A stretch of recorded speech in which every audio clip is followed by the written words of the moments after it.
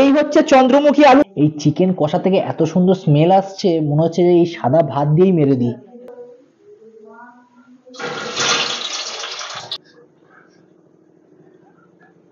ওই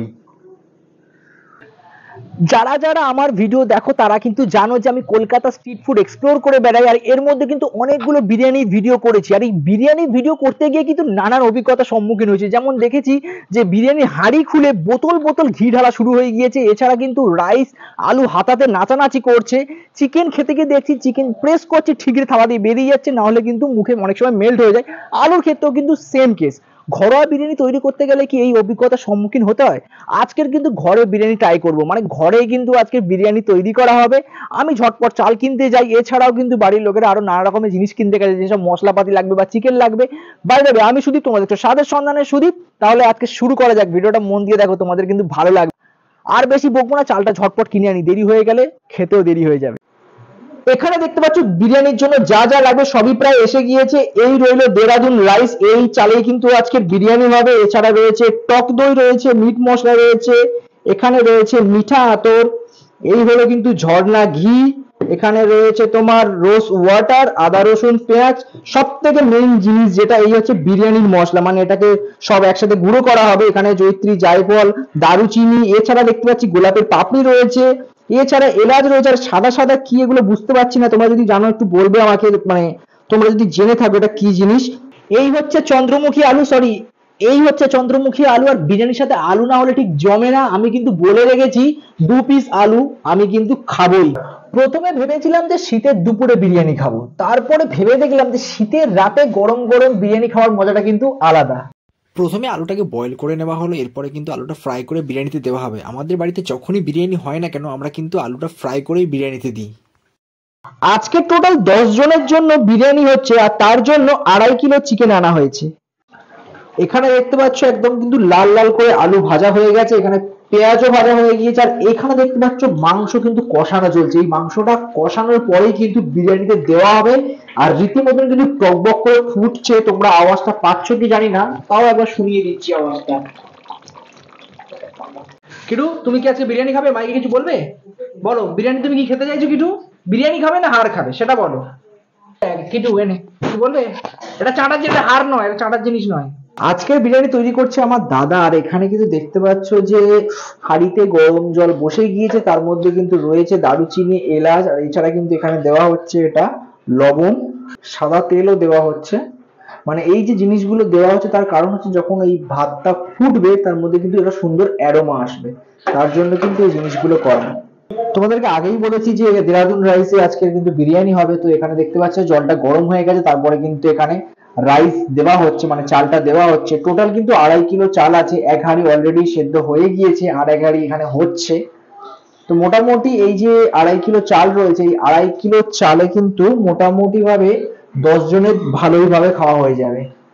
তো এখানে যে আলুগুলো ফ্রাই করা হয়ে গিয়েছিল সেগুলো কিন্তু এই মাংসের মধ্যে দেওয়া আছে। অ্যাকচুয়ালি মাংসটা কষানো হয়ে গেছে, তারপরে কিন্তু এর উপর এরকম দেখতে পাচ্ছ আলু দেওয়া হচ্ছে। বাট আলুটা এরকম ভাবে কেন দেওয়া হচ্ছে একটু বলবি আমাকে? যদি ভিতরে একটু হালকা কাঁচা থাকে তাহলে সেদ্ধ হয়ে যাবে। মানে ভেতরে যদি হালকা কাঁচা থাকে তাহলে হচ্ছে তোমার এই যে চিকেনের যে হিটটা তাতে সেদ্ধ হয়ে যাবে, আর একটা হালকা অ্যারোমাও আসবে, আর স্বাদটাও ভালো লাগবে। এখানে কিন্তু পুরো সেটআপ রেডি হয়ে গেছে। মানে এখানে দেখতে পাচ্ছ আলু রয়েছে, চিকেন রয়েছে, এখানে কিন্তু পেঁয়াজ ভাজা রয়েছে, এখানে সেদ্ধ ভাত রয়েছে, এখানে রয়েছে দুধ, আর এখানে রয়েছে ময়দা। পুরো ব্যাপারটাই তোমাদেরকে আমি দেখাবো। এখানে দেখতে পাচ্ছ গোলাপ জল রয়েছে, আর এই গোলাপ জলটা সম্ভবত দুধে দেওয়া হবে। এবার দেওয়া হচ্ছে এটা কি রে? আতর। এই আতর কিন্তু ঠিক পরিমাণ মতন দেওয়া হয়, একটু যদি বেশি হয়ে যায় ব্যাস তীব্র গন্ধ হয়ে যাবে। তো সব একসাথে মিক্স করা হচ্ছে। এই মিক্স করা দুধটা কিন্তু সাদা ভাতের মধ্যে দেওয়া হবে।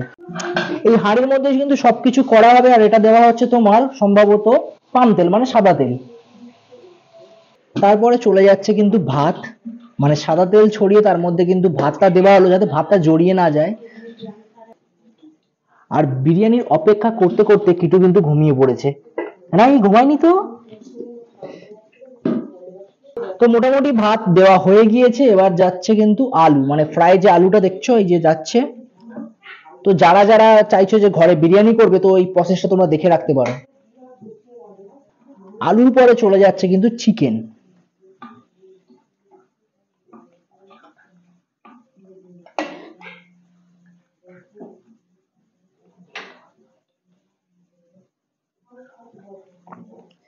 এখানে দেখতে পাচ্ছ তো এদের অবস্থা, মানে জাস্ট তাকিয়ে আছে যে কখন বিরিয়ানিটা তৈরি হবে।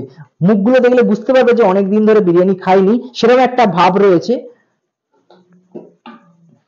আর এই চলে যাচ্ছে কিন্তু গ্রেভি।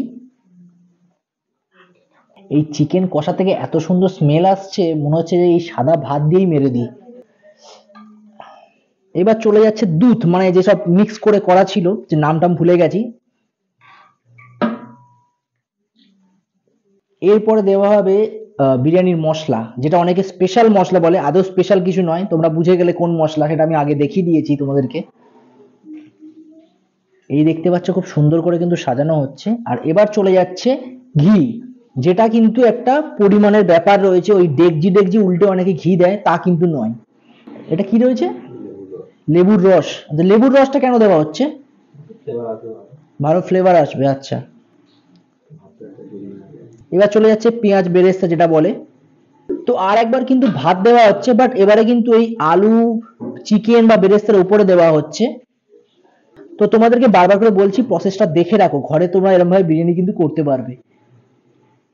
প্রথমে নিচে একটা লেয়ার ছিল, সেখানে চিকেন দেওয়া হয়েছিল। এবার কিন্তু ভাত দিয়ে তার উপরে কিন্তু আর একবার চিকেন আলু দেওয়া হচ্ছে, মানে উপরের লেয়ারে দেখতে পাচ্ছ।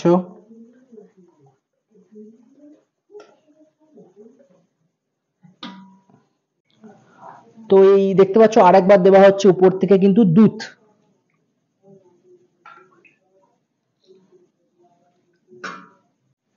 এখানে একটা ভাতের হাঁড়ি শেষ, আর একটা ভাতের হাঁড়ি কিন্তু নিয়ে ফের কিন্তু মাংস আলুর উপরে দেওয়া হচ্ছে, মানে একটা লেয়ার করা হয়েছে, লেয়ারে লেয়ারে কিন্তু সব রয়েছে, মানে এক কথায় বলতে গেলে লেয়ারের খেলা।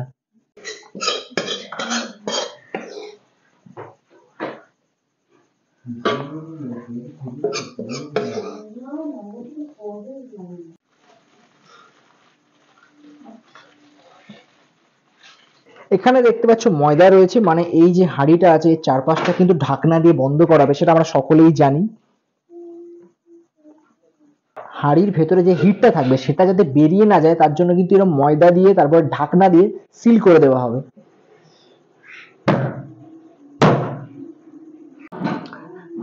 তো হাঁড়ি এখানে চলে এসেছে। এটা মোটামুটি কতক্ষণ দমে থাকবে রে? 20-25 মিনিট। তো একদম হালকা আছে, দেখতে পাচ্ছ বসে গেছে। তো 20-25 মিনিট অপেক্ষা করি, তারপরে দেখা যাবে যে আসল খেল কি। অবশেষে বিরিয়ানি রেডি হয়ে গিয়েছে। ওই কালারটা কিন্তু অসাধারণ। এই ময়দাগুলো ছাড়িয়ে রাখা হচ্ছে, কালকে কিন্তু লুচি করে খাওয়া হবে, তো আগের থেকে ভালো করে যত্ন করে ছড়িয়ে রাখছি এটা। এখন চলছে কিন্তু বিরিয়ানির কাটিং। কাটিং করা তেমন কিছু নেই, কারণ উপরে লেয়ার লেয়ার করে দেওয়া আছে, তোমরা আগেও দেখেছো। জাস্ট লেয়ার সরাতে হবে, রাইস আলু আর চিকেনটা বার করতে হবে। কলকাতা স্টাইল যে বিরিয়ানি হয়, যে কালারটা দেখা যায়, সেই কালারটা কিন্তু এখানে ভালোভাবেই বোঝা যাচ্ছে। তো গরম গরম বিরিয়ানি কাটানো চলছে।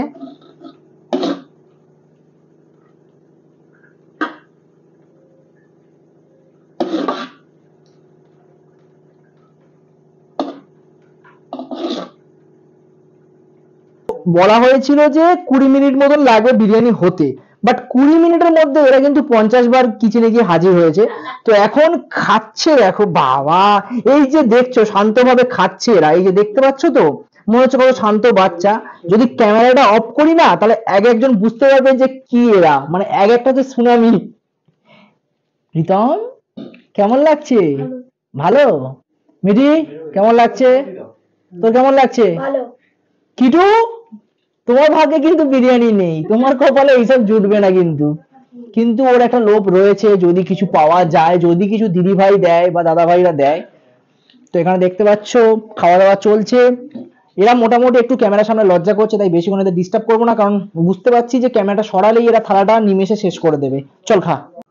অনেকক্ষণ ওয়েট করার পর চলে এসেছে আমার চিকেন বিরিয়ানি এক থালা। আর এই যে কাঁসার থালা দেখছো, আমি কিন্তু বরাবরই কাঁসার থালায় খাই, তাই আমার বিরিয়ানিটা কিন্তু কাঁসার থালাতেই নিয়েছি। আর যদি চিকেনের পিস বলি, এক একটা তো খুব কম করে 100 গ্রাম বা তার উপরেও হবে। আর এখানে দেখতে পাচ্ছ, আমি আগেই বলেছিলাম যে 2 পিস আলু কিন্তু আমি নেবই, আর 2 পিস আলু রয়েছে এখানে। আর যদি তোমরা রাইসটা দেখো, বুঝতে পারবে একটা কলকাতার টাচ রয়েছে রাইসটার মধ্যে, হালকা হলুদ হালকা সাদা সেই ব্যাপারটা কিন্তু রয়েছে। আজকের এই যে চিকেন বিরিয়ানি খেতে বসেছি, এর বেশি ডিটেলে যাব না, মানে যদি খারাপও লাগে সেটা হালকাভাবে চেপে যাব, কারণ বেশি যদি উল্টোপাল্টা বলতে যাই পরের দিনে লাঞ্চটা কপালে জুটবে কি সেটাও একটা ভাবার বিষয়। সবার প্রথমে একটু রাইসটা খেয়ে দেখি কেমন।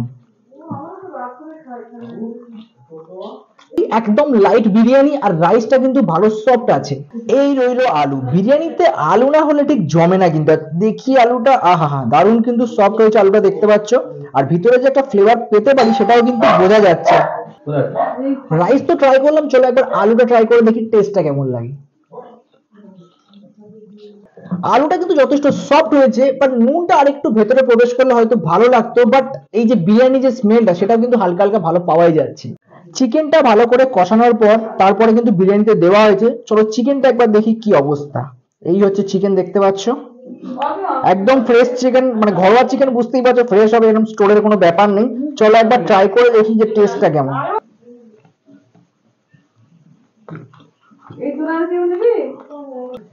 এই যে বিরিয়ানির মধ্যে এতগুলো মশলা দিয়েছিল, তার যে অ্যারোমাটা সেটা কিন্তু চিকেন থেকে খুব ভালোভাবে আসছে। চিকেনটা ভালো সফট হয়েছে, তার কারণ ফ্রেশ চিকেন, স্টোরের কোনো ব্যাপার নেই, ঘরোয়া রান্না, বুঝতেই পারছো চিকেনটা ফ্রেশ হবার কথা, চিকেনটা ভালো ফ্রেশ হয়েছে। সব থেকে বড় কথা, বিরিয়ানির মশলা যে অ্যারোমা সেটা কিন্তু খুব সুন্দর আসছে চিকেন থেকে।